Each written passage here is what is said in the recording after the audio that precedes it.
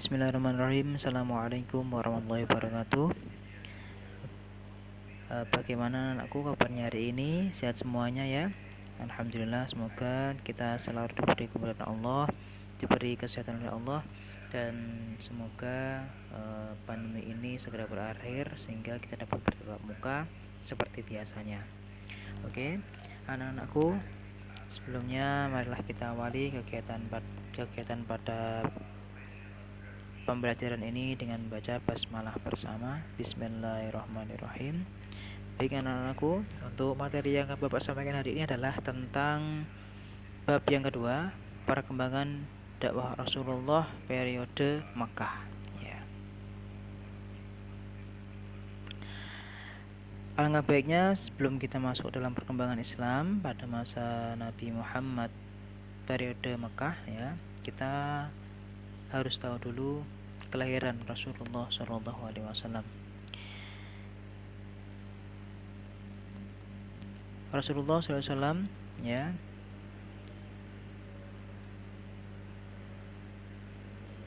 lahir di kota Makkah, ya. Kemudian beliau diberi nama oleh kakeknya, yaitu Muhammad ibn Abdullah, karena Abdullah adalah ayahandanya. Kemudian Nabi Muhammad lahir pada tanggal 12 Rabiul Awal tahun Gajah, atau ulama itu berpendapat bahwa bertepatan tanggal 21 April tahun 571 Masehi. Jadi Rasulullah itu lahir 7 bulan di dalam kandungan ibunya bernama Siti Aminah, ya. Ibunya bernama Siti Aminah. Oke. Selanjutnya, dalam perjalanan hidupnya di masa kanak-kanak hingga menjadi Rasul, Nabi Muhammad sebagai seorang yang jujur dan diberi gelar seorang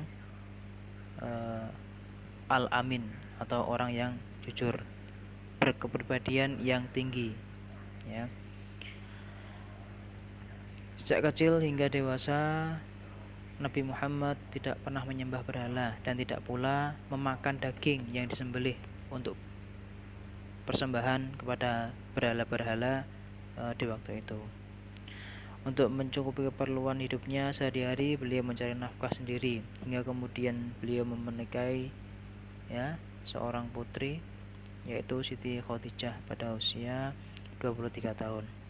Selain itu, beliau juga sering bertahanus atau istilahnya berkholwat di Gua Hira yang terletak di Bukit Jabal Nur, letaknya yaitu sekitar 3 mil sebelah utara ibu kota Mekah, ya.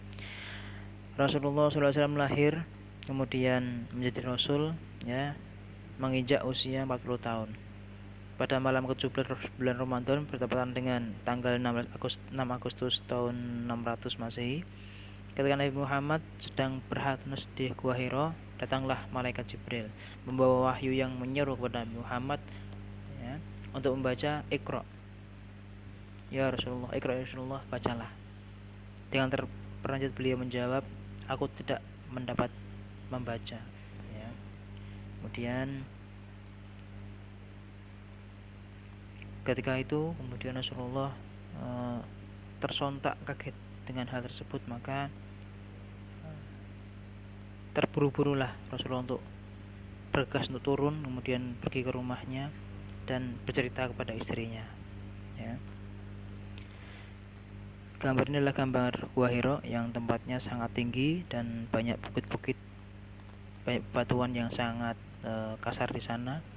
Semoga kita bisa ziarah ke sana dan bisa melihat bagaimana tempat di sana, kondisinya seperti apa. Amin ya rabbal alamin. Oke, selanjutnya ini adalah ayat pertama yang turun, yaitu Al-Alaq ayat 1 sampai 5. A'udzubillahi minasyaitonir rajim. Bismillahirrahmanirrahim. Iqra bismi rabbikal ladzi khalaq, khalaqal insana min 'alaq. Iqra wa rabbukal akramul ladzi 'allama bil qalam, 'allamal insana ma lam ya'lam. Shadaqallahul adzim, ya. Ya, mungkin itu saja, ya, sedikit penjelasan dari Bapak. Semoga bermanfaat. Apabila yang datang yang benar itu adalah datang dari Allah. Kalau memang yang tidak benar adalah kekurangan saya pribadi. Untuk selanjutnya silahkan dibuat peta konsep dari kelahiran sampai beliau menjadi rasul dan